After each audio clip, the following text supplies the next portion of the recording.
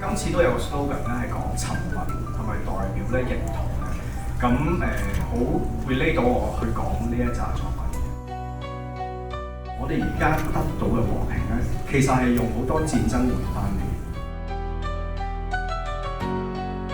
我好記得我喺做呢啲作品嘅時候，有個人同我講句説話就係：你好好珍惜你而家自己。